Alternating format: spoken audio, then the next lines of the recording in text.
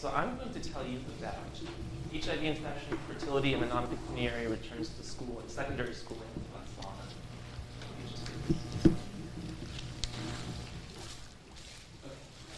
This is joint work with Jan-Walter De Neve, who's a doc student actually at the Harvard Chan School of Public Health. And this is work that we've been working on for the last few years.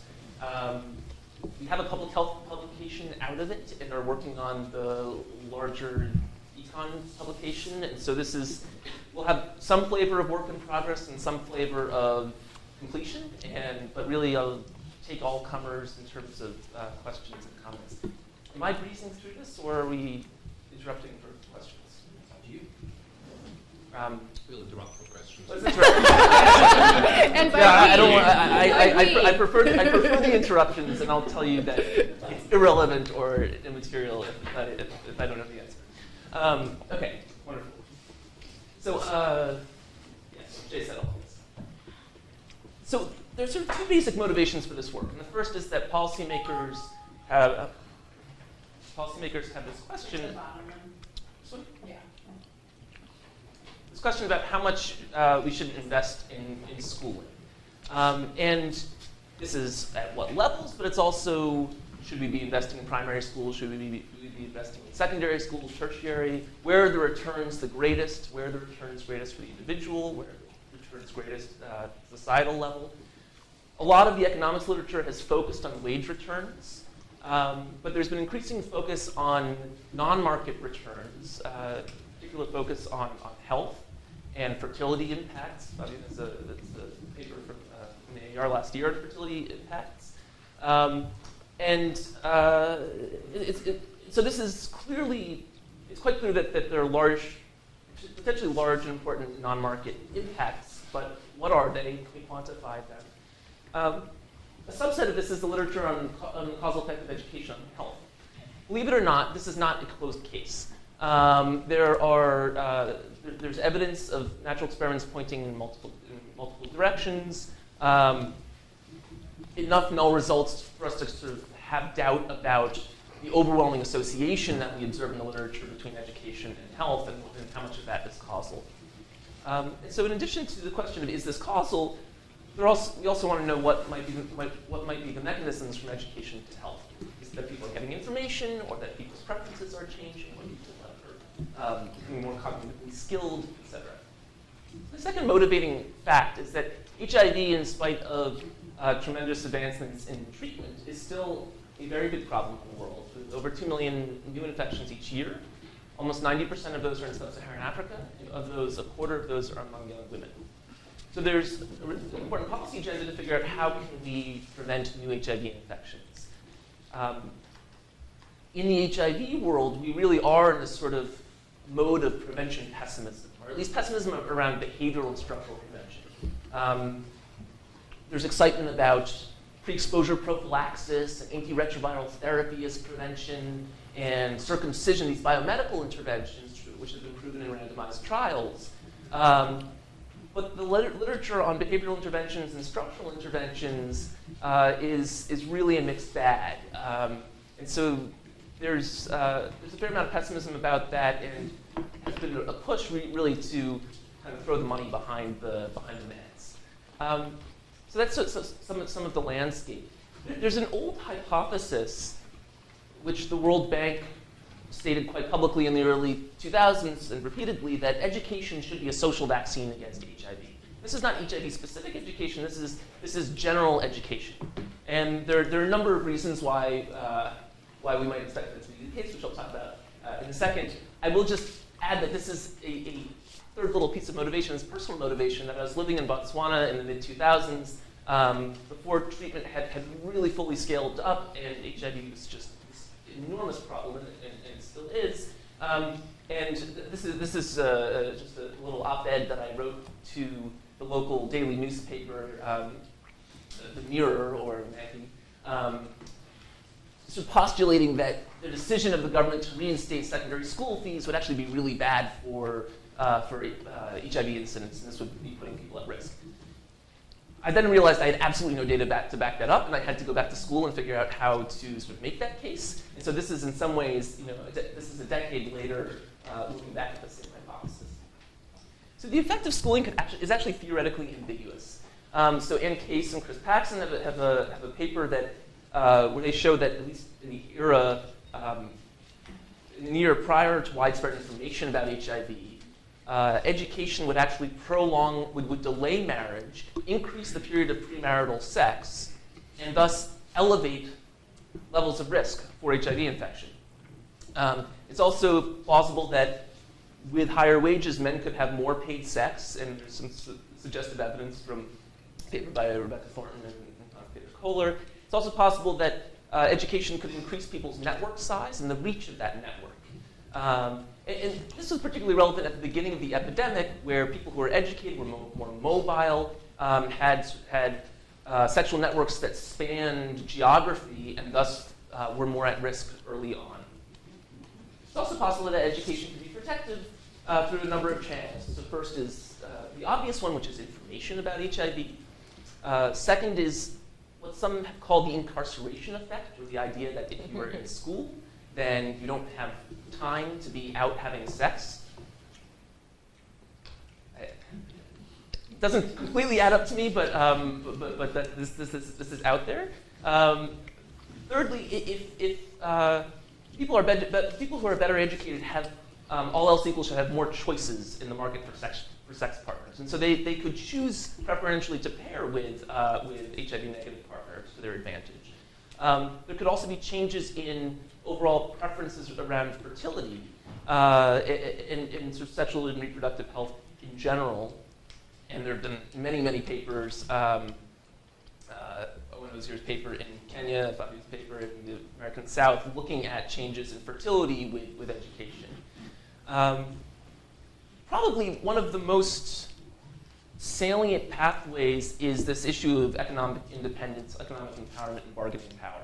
And this is a hypothesis that really has been in the HIV literature since the mid-'80s, initially put forward by anthropologists and sociologists, that economically dependent sexual relationships led to transactional sex, not amongst people who identify necessarily as commercial sex workers, but in the general population. And this put people at high risk for HIV infection. So education might release some of that pressure. And the final potential pathway is that education may improve people's cognitive skills and potentially complicate it to negotiate an HIV risk environment. Okay. Existing evidence from association studies goes both ways. Randomized trials have faced challenges. They have either been underpowered or have tested schooling plus other stuff, making it hard to attribute a test to schooling. Or they've had Hawthorne effects. And so Audrey Pettiford had a trial, the results of which recently came out just a few months ago. And they had a conditional cash transfer to get girls to stay in school in South Africa. And they found that essentially everyone in the control group stayed in school anyhow because just being in the study had affected the control group in a profound way that made them much different from the rest of the population that they sampled from. Yes. That recent paper by Duflo and Kremer and a bunch of people, I think it was AJ Applied, shouldn't that be in here? So is that the so they came out there's a school. Is this a school uniforms one? It's a school so they have a school uniforms paper, and they look at they look at premarital, they look at fertility, teenage fertility, but they also look at STDs, and it has two arms. It has a school uniform, but it also has an HIV control arm, right? So then they basically interact with the treatments and look at all the combinations and so on. So that's I'll look at that. I think this is an early version of that, but wow. Yes. Not the only one. Econ publishing timelines. Sorry. And then there have been a couple of recent other quasi-experimental studies that looked at effects of education reforms on HIV risk behaviors, but haven't gone all the way to HIV infection due to power issues or data availability. So we'll look at a natural experiment in Botswana, which is a sparsely populated country in southern Africa. It used to be a British protectorate. 1 year after they had independence, they discovered the world's richest diamond reserves, and that has enabled the country to invest quite robustly in its infrastructure and health and education systems. It has the dubious distinction of having the world's second highest HIV prevalence rate, about 25% of adults, second only to Swaziland. And it is, in spite of sort of diamonds, oh, this is idiosyncratic, is really similar to this set of countries in the southern tip of Africa, South Africa, to Swaziland, Botswana, Namibia, where there are extractive resources, similar labor market institutions, very high HIV prevalence, and this is really the epicenter of the HIV epidemic today. So, in 1996, Botswana convened a National Commission on Education, which recommended the following reform. Prior to 96, the K-12 grade structure had 7 years of primary school, 2 years of junior secondary school, and 3 years of senior secondary school. Okay? What they had proposed was that those 2 years of junior secondary school just weren't enough to prepare people for the labor market, and they needed a third year of junior secondary school. So they went to this from the 723 system to the 732 system. They rolled this out over a couple of years. They trained new teachers. They built new classrooms. And the upshot of this was dramatic increases in grade 10 enrollment. And so what happened here was that they both reduced the costs of grade 10 and they increased the benefits of grade 10. So on the cost side, there are many more junior secondary schools than senior secondary schools. So it's much closer to your house to go to junior secondary school. You don't have to relocate, live with a cousin in order to go to senior secondary school. So it reduced the costs, and it also increased the benefits. At the conclusion of junior secondary school, you get a certificate which has labor market benefit in terms of being a requirement for vocational programs. And so there was now this natural continuation onto grade 10, but it was also really required if you were to get a CGS, Community Junior Secondary School certificate. So what this gives us is a natural experiment that affected some particular birth cohorts, i.e. those entering grade 10 after 98, and not others. So we primarily here are going to simply exploit this cross-cohort variability. It's where our strongest variation lies. There's also some geographic variation in the pre-reform likelihood of completing exactly 9 years of schooling, depending on where you live in the country. So you can think about it that if you grew up in a district where lots of people had exactly 9 years of schooling, then you'd be more likely to be affected by this reform vis-a-vis if you lived in a district where very few people had exactly 9 years of schooling. We'll show that in a robustness check, but it's the first stage is a lot weaker, and so we're really going to be identifying off these cohort changes. There is prior evidence of labor market impacts. Evan Borkham, who in his job market paper, showed increased labor force participation and wages for women as a result of this reform. So previously I showed you enrollment, and here's how that maps now onto birth cohorts. Okay? So the dotted line here is our sort of pre-post indicator for whether you fall into the affected versus not affected birth cohort. This is defined by de jure school progression. So people enter school at age 7. If they continue through each year, then this is the first, 1981 is the first cohort that should be affected. As you can see, there's no sort of there's no sharp discontinuity here. We're not going to be able to compare these folks to these folks, but in other years of schooling, particularly below grade 10, there's really pretty continuous trends in terms of grade completion, and this is really a stark difference that happens in terms of completion of grade 10. I'll also point out that there appears to be a little bit of a jump also in higher grades, which one would expect, but because now in order to complete secondary school, you only have 2 years rather than 3 years, and so it's easier to do that. And some people may also discover that they like school in the process of going through an additional year. That pre-trend is because people are like taking longer to complete the grades, or it seems to be going up beforehand. Yeah, exactly. So these are birth cohorts. Yeah. So these are older kids who would have stayed back or entered a little bit later, right? So that's exactly right. So our study questions here are: what happens to HIV infection risk if we give people an extra year of schooling? And can we say something about potential mechanisms for such an effect? We're going to use household survey data from the Household HIV Biomarker and Knowledge and Behavior Survey, which is going to have quite rich information about this. And thirdly, as a little aside, let's put this into context with the other HIV prevention interventions that we're considering and think about whether government should be investing in education vis-a-vis pre-exposure prophylaxis, for example, as an HIV prevention intervention. So just to preview our results, we find very large reductions in HIV risk, and I'm just going to carry on. Okay. Do you want to see them? Yeah, actually, yes. Yes. Okay.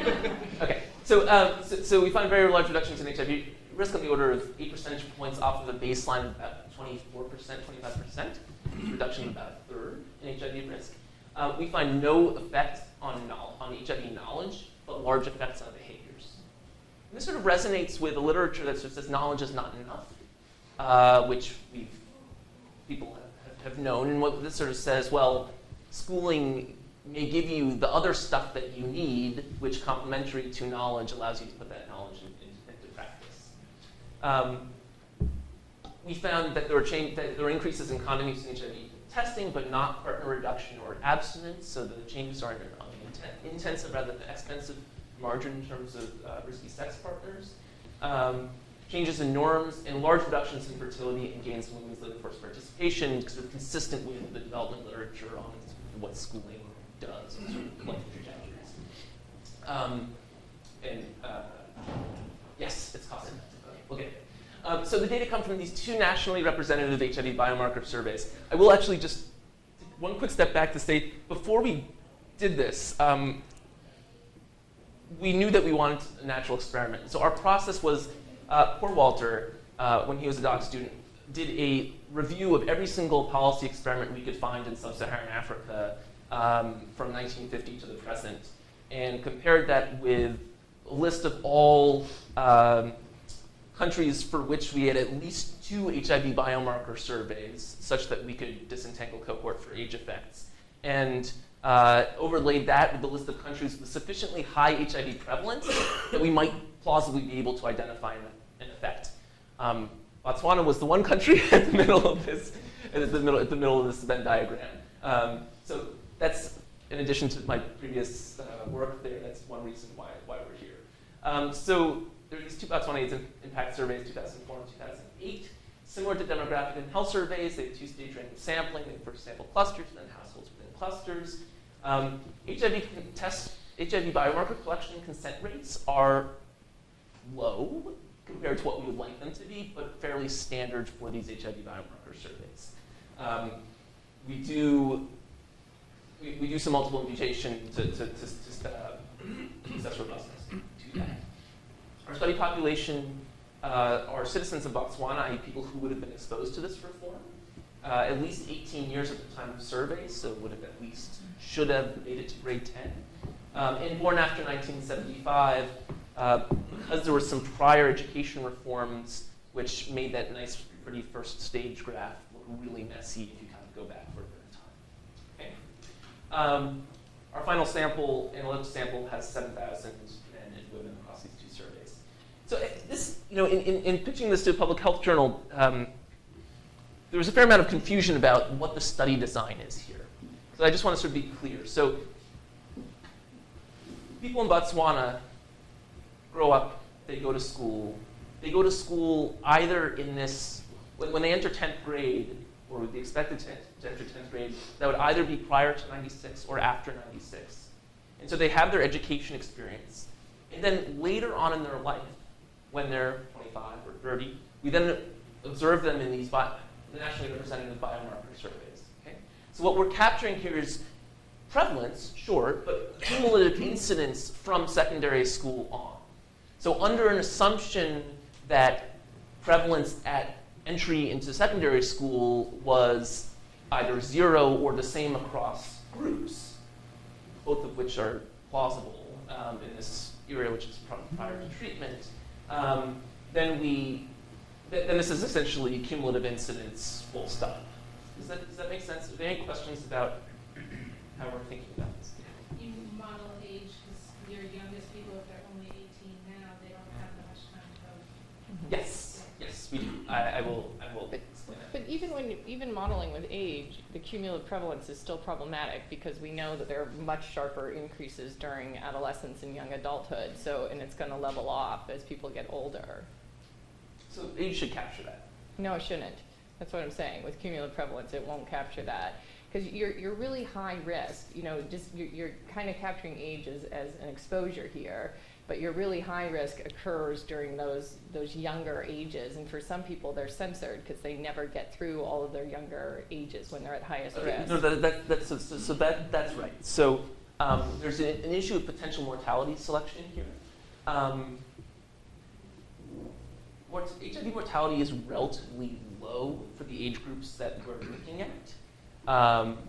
You would have to have been infected in your late teens for this plausibly to find. It's.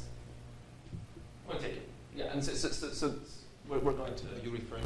Was this about mortality selection? I'm not. So you would. So say you had HIV. Yes.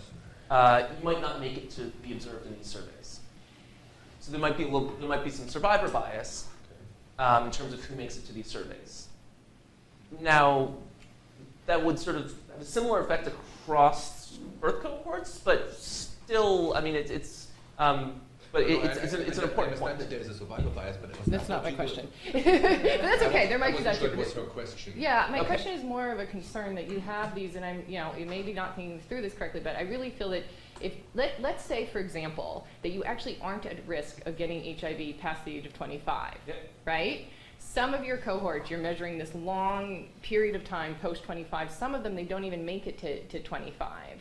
And so you're really not, because you're using this discontinuity, but you essentially, it's not as if HIV, the cumulative risk of HIV is not linear, I guess is my problem. And so you're capturing some people during sort of their peak potential exposure time, and you're capturing some people much later in that time period. So you would want to look at the people, like you would want to limit the sample to like 25. I would want to know everybody's HIV status at the same age of cumulative for cumulative prevalence. Non-linear? He can put age non-linear. Yeah, you would have to be non-linear to begin with, So which you do. Okay, all right. Can I, while we're interrupting you, can I ask you another question? On your outcomes, you're going to get to those. Yes. But can you just quickly tell me what your sexual behaviors are? Me personally? No, I don't tend to ask those direct kind of questions. I'm Jewish, we don't do confession. I know. Let me get to it. I'm just a little sensitive to time, but we will get into that in depth. Okay, so who are these folks? So HIV prevalence is much higher amongst women than it is amongst men in these age groups. People are in their 20s, so they're their early 20s in the first survey, in their mid-20s in the second survey. The range being from 18 to 31, 32.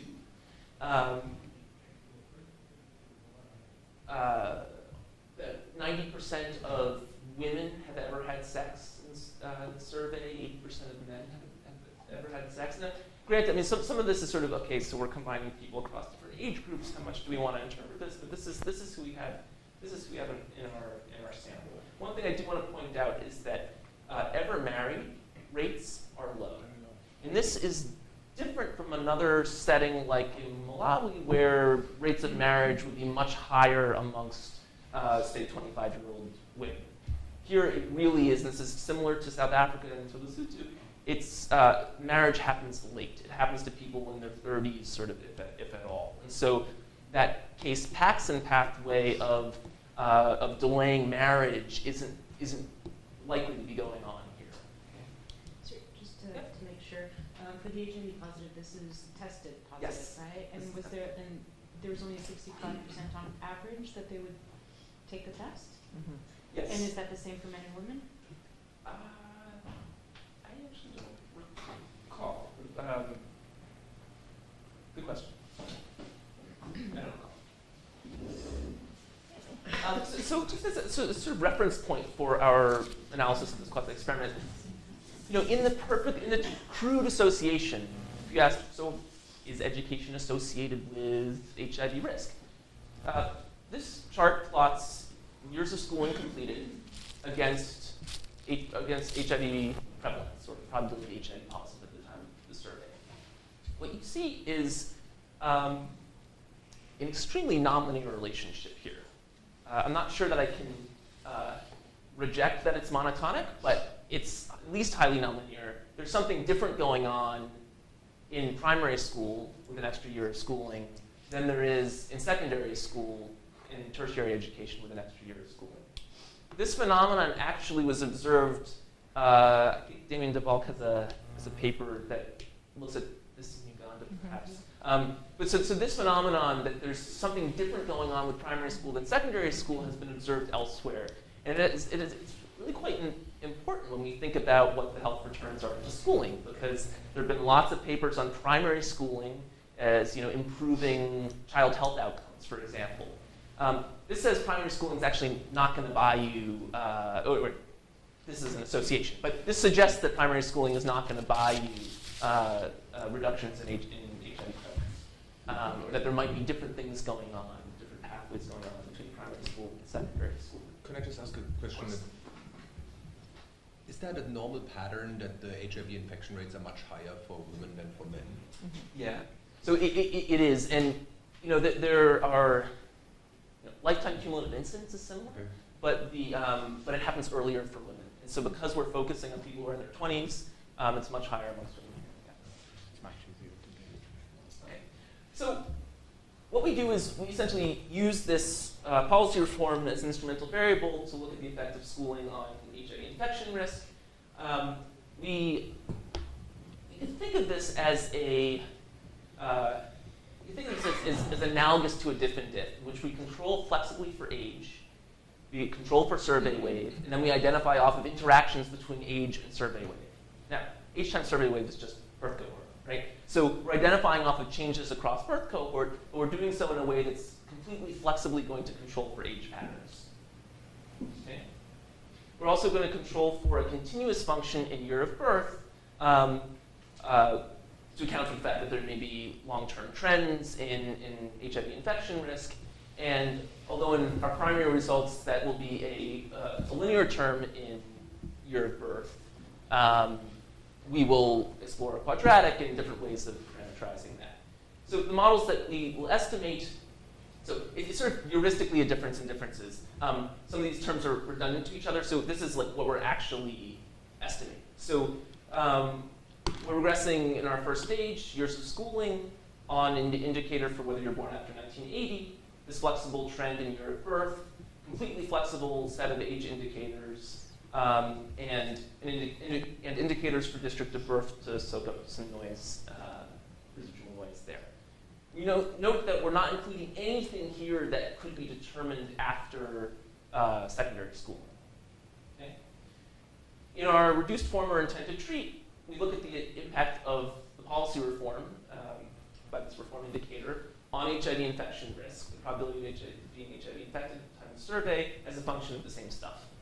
And then we run this by two safety squares to get ideas of the effect of years of schooling on HIV risk. I don't really understand how you say you control flexibly for age, but I don't understand how you can be non-parametrically identified here because your earlier birth cohort is going to be unexposed and your later birth cohort is going to be exposed. You don't have a control group. So there's no... Oh, no, so we have two survey waves. Yeah, So because we have two survey waves, we can have just separate age indicators for 18 through 32. And then we're making an assumption that the age effect is the same across these survey waves, apart from some sort of like continuous linear differences across This happens because people enter grade 10 at different ages? Is that why you're able to? No, because we observed them, and we observed two different samples. So we observed 25-year-olds in 2004, and the 25-year-olds in 2004 were in the unexposed group. And then we observed 25-year-olds in 2008, and they're in 2008 is different from 2004. That's that you can't control for the time trend. So we can control for level effects of time. We can't control for level period effects. We can't completely flexibly we can't have a completely flexible age distribution separately for each year, for each survey wave, and have identification. So we have to make some assumption about the stability of age patterns. So essentially, what our assumption is that this completely flexible age pattern, it's flexible, but it's the same for these two survey waves, apart from a continuous trend in year of birth. So that allows us to say, no, there might be some changes that are sort of slower moving changes, which mean that it's slightly different to be 25 in 2004 versus 2008. But that slight difference is captured by a continuous term in when you were born and what your birth cohort is. And the difference has to be constant across ages. Exactly. Shifting and intersecting. Exactly. So I think that makes me a lot happier. So basically, you're only comparing 25-year-olds at the time of two different surveys, but Yes. they are in fact the same age at the time of the survey. That makes me a lot happier. Okay.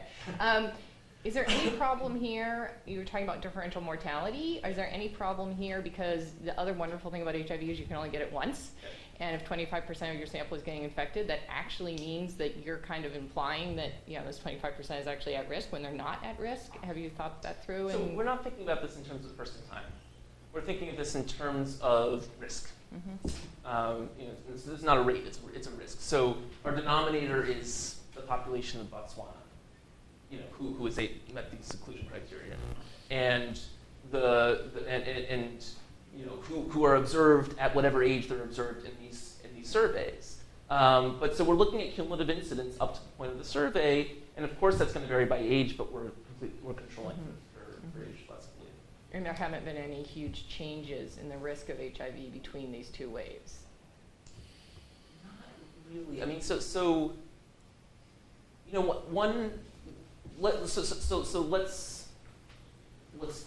do that, because that's, we're sort of talking around what the assumptions here are. So our first assumption, right, is that we need our instrument to affect your schooling, which I showed you that pretty picture where grade 10 goes up pretty quickly, so you should believe that.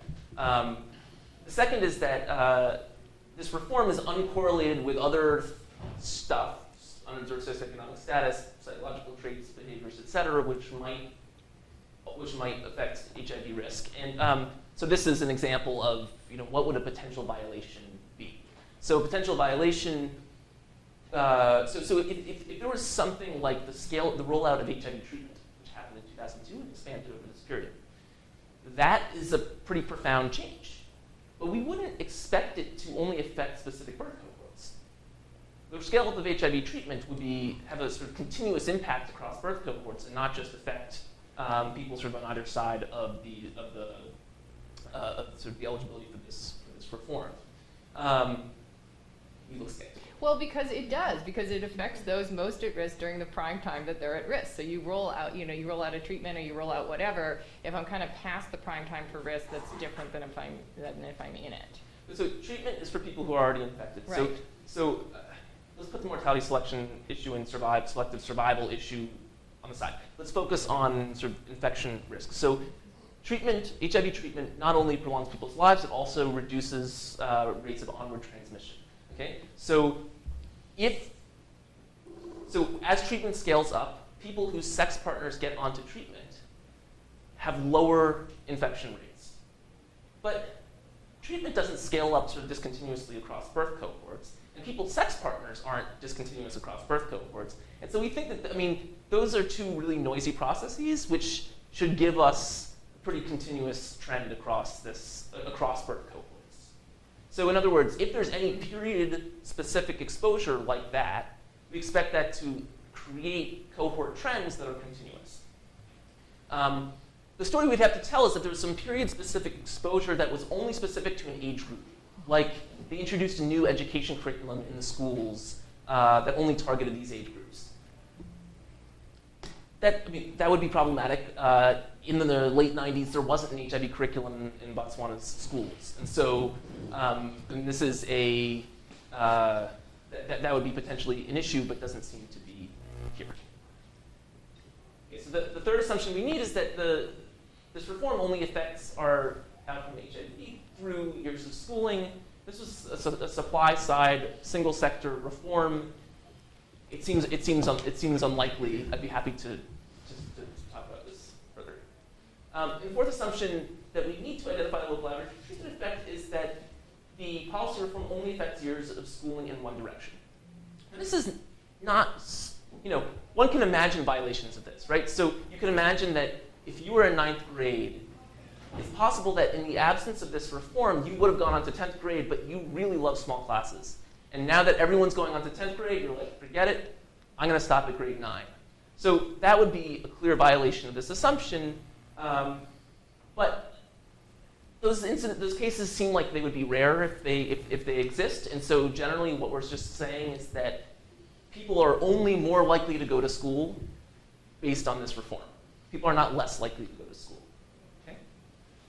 So if you believe those things, then our local average treatment effect is identified. Yeah? Can you just talk briefly about, HIV is an infectious disease, Yeah. right? So there's a general equilibrium effect lurking here somewhere.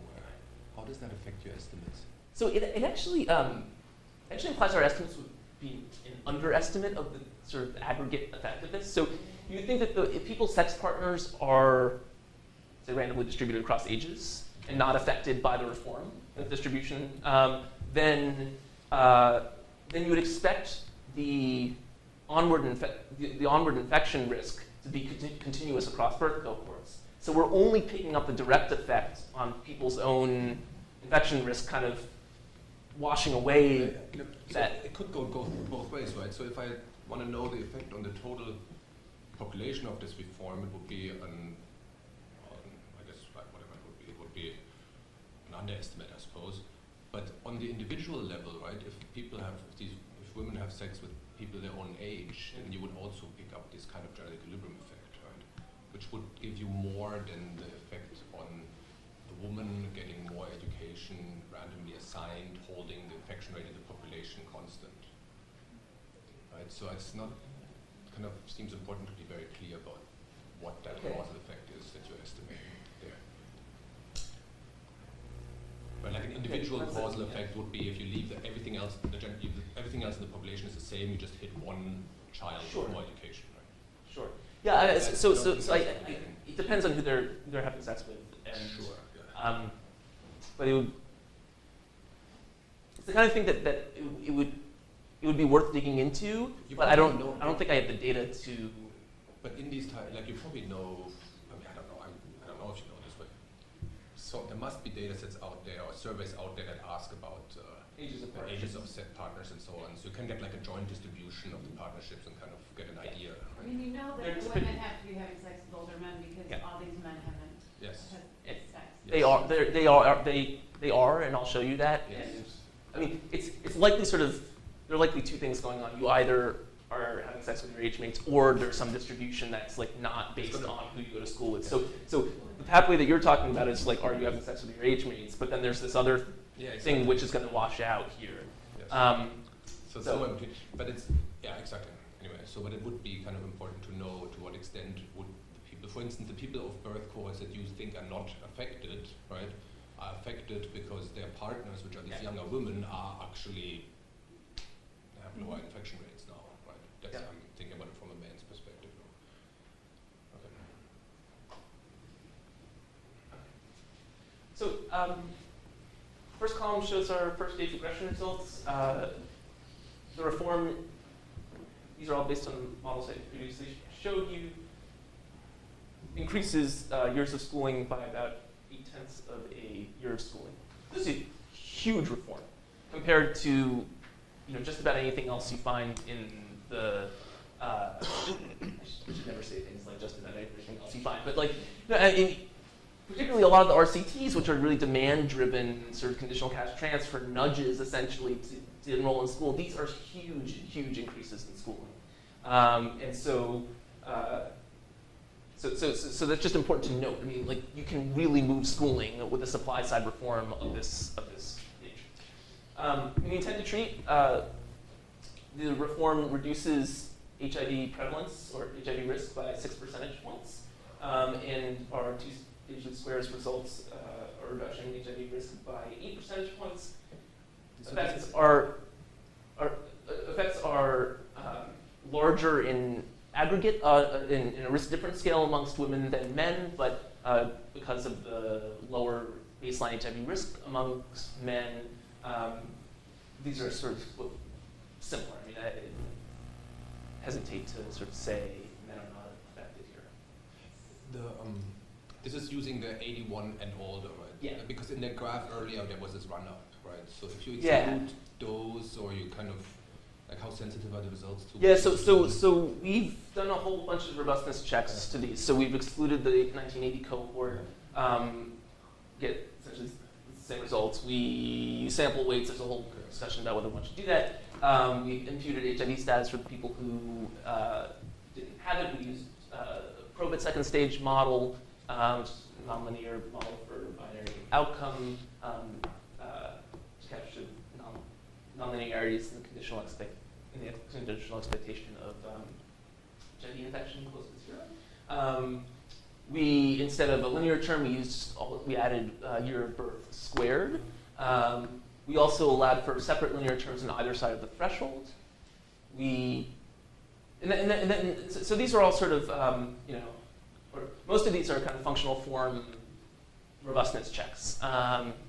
There's still this issue of, like, okay, so what if there was something else that happened at the same time for a specific cohort?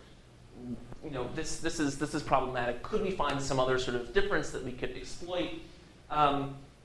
We have this geographic variation in what people's districts of birth are. We know this for a large part of the sample, but not for all of them. Those districts, again, that had a higher proportion of people with exactly 9 years of schooling should have larger first stages, larger increases in schooling due to the reform than people who grew up in districts where pre-reform there were more people who had already advanced beyond grade 10 or were dropping out in grade 5, for example. Okay? So using that as a third difference here, so using the three-way interaction as the instrument, we get similar results. We also did a sort of placebo test where we said, well, this isn't a perfect comparison, but we really, unless people are really forward-looking, we don't really expect people who would have dropped out before grade 9 to really be affected here.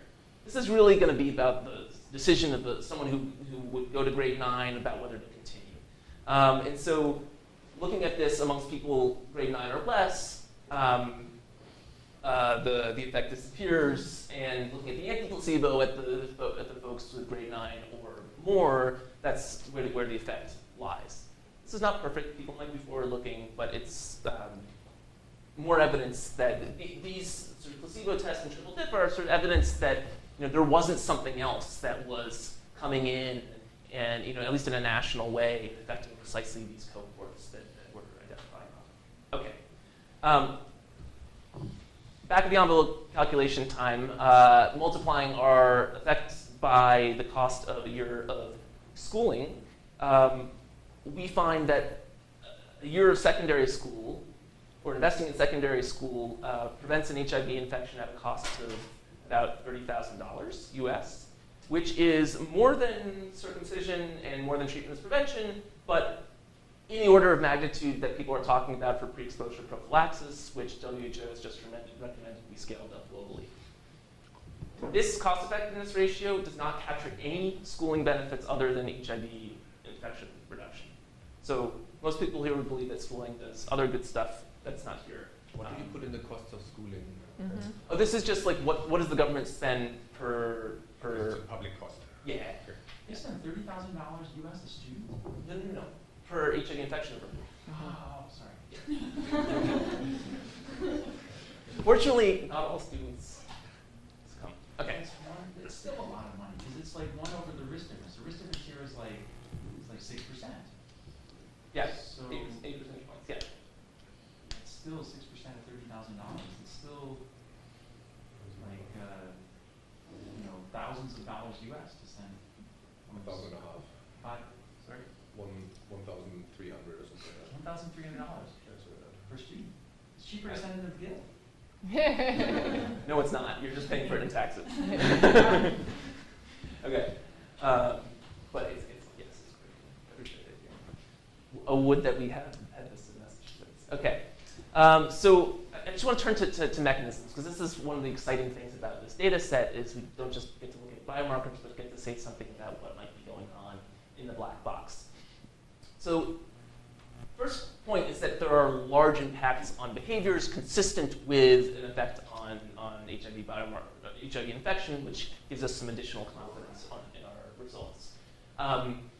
So this slide's not going to tell you that, because what this slide tells you is that on the extensive margin, in terms of whether people have ever had sex or abstained or had any sex in the last 12 months, sorry, that's a typo, that shouldn't be there,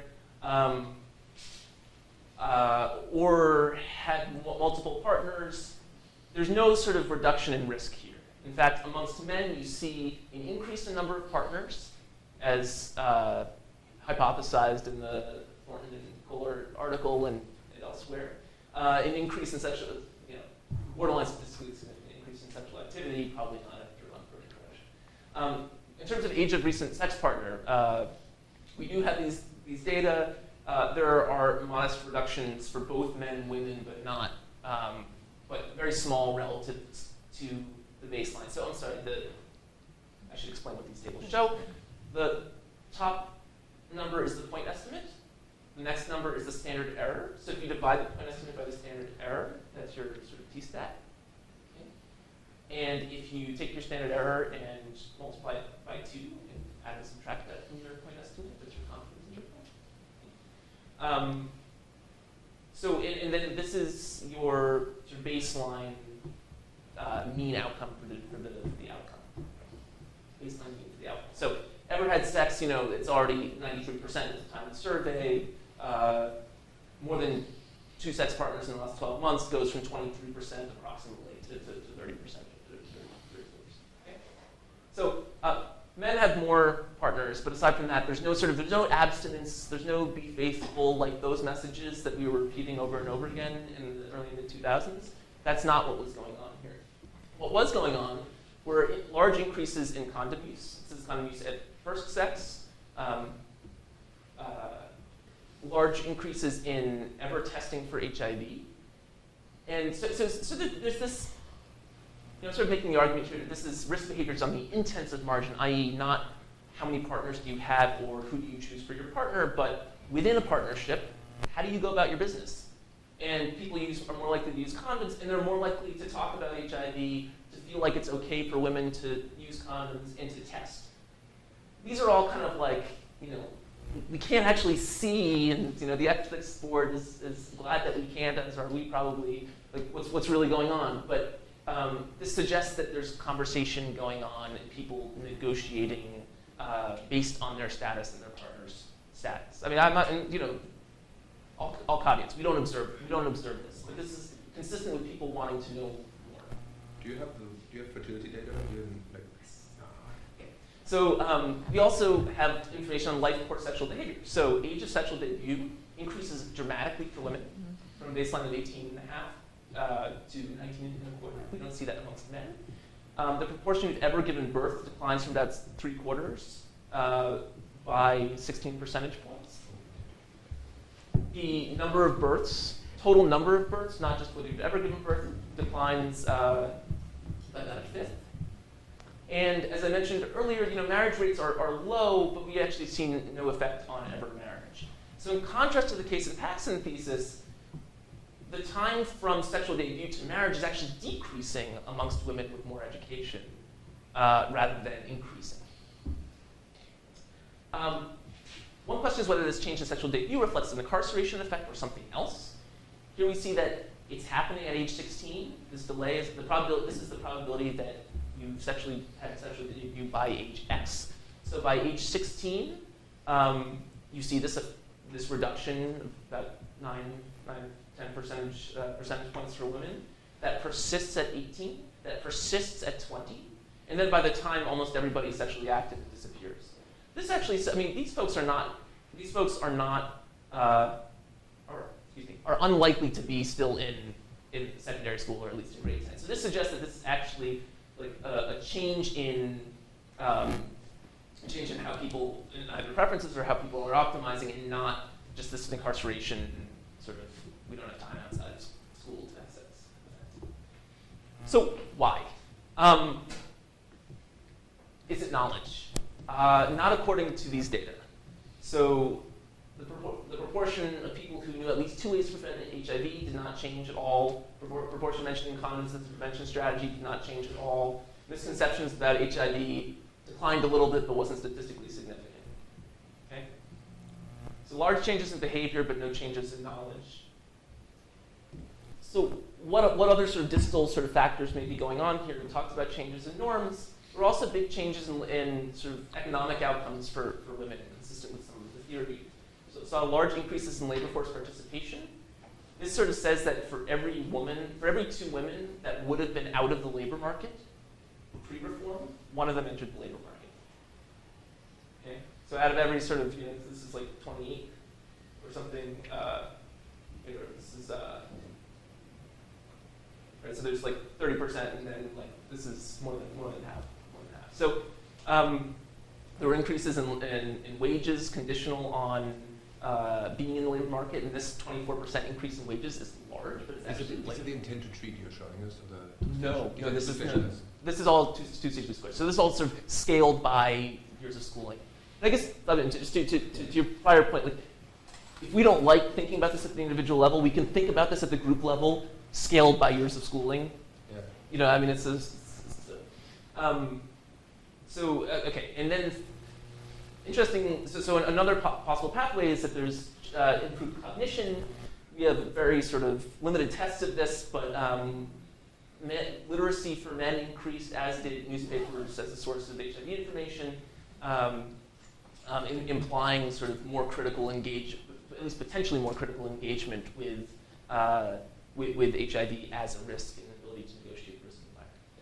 So would this imply that the effectiveness of this as a policy intervention really depends on labor markets conditions? Yes. If you increase levels, if you offer another year of schooling, it may not help at all if there's a bad labor market out there and there's just no jobs for them and they can empower themselves economically. Yeah, so we don't have a natural experiment in different labor market scenarios. So yes, that I believe that. I wouldn't negate sort of the power of norms and things we saw in terms of changes in norms. And I'm also not sure just because you decide to, I don't know at what point women bail. If they make this choice in secondary school to say, no, I'm going to try that. I'm going to try the career path. I'm not going to just try to. I'm not going to try to be. I'm not going to have kids and try the household path. If they try the career path, I'm not sure what point they give up, and how sort of sticky that decision is. But this does suggest, similar to other literature, that decision's happening in secondary school, which is why this is such an important investment. Okay, main results are very large protective effects of secondary school against HIV risk in Botswana. This is the first evidence from a quasi-experiment that secondary schooling actually reduces HIV infection risk. It is relative to other, it is in terms of WHO thresholds of GDP per capita, cost effectiveness in HIV prevention measure. It's also cost effective relative to other HIV prevention measures. In terms of mechanisms, just to review, there was no effect on HIV knowledge, but large effects in norms and behaviors. There appeared to be risk reduction within relationships rather than across relationships, which is interesting because a lot of the messages we've been giving are about either not having sex or having fewer partners. So that hasn't been what has led to these changes. And this last pathway, which I think is just a really compelling story about what secondary schooling does, is that there's this sort of potentially this critical window period. To use sort of a life course sort of epi perspective, there's this critical period in which one could intervene, in which people are making choices that's going to shape their future behavior and identity around reproductive health for years and years to come, sexual reproductive health for years to come. A caveat is that generalizability here is local to places with high HIV prevalence and similar labor market conditions. It's local to the compliers, i.e. people who would otherwise have stopped schooling at grade 9, which is one sort of explanation for why this effect is so large. I mean, these are people who may have been at higher risk anyways. And lastly, these results at least... Yeah, but it's not that local, right? This is like 40% of the population or something like that. Like but in the it's sense... local, yes, but it's pretty big locality. Yes, exactly. Thank you, I appreciate that. And lastly, that these results would likely differ for primary schooling. I mean, we don't have a causal experiment to look at, a natural experiment here to look at primary schooling, but certainly in the association, it looks like there's a non-monotonic relationship, and this has been observed elsewhere. So we wouldn't take this to be evidence for education as protective against HIV risk, but for secondary education, particularly late secondary education to be protected against HIV risk. Main policy implication is that the returns to schooling are probably underestimated if you don't include these large health benefits, particularly in HIV endemic settings, and that HIV policymakers should consider secondary school alongside biomedical prevention interventions. I want to acknowledge my co-author, Jan-Walter De Neve, Sigulin Moyo, Günther Fink, and Subu Subramanian, who were co-authors on the public health piece. Virginia Sidike, who helped us get set up with the data at the Central Statistics Office in Botswana. Staff response to the surveys and my funders. And if you'd like to read more, the full paper, or at least an outdated but still useful version of that, is available here at the PAA a couple months ago. And we just had the public health paper come out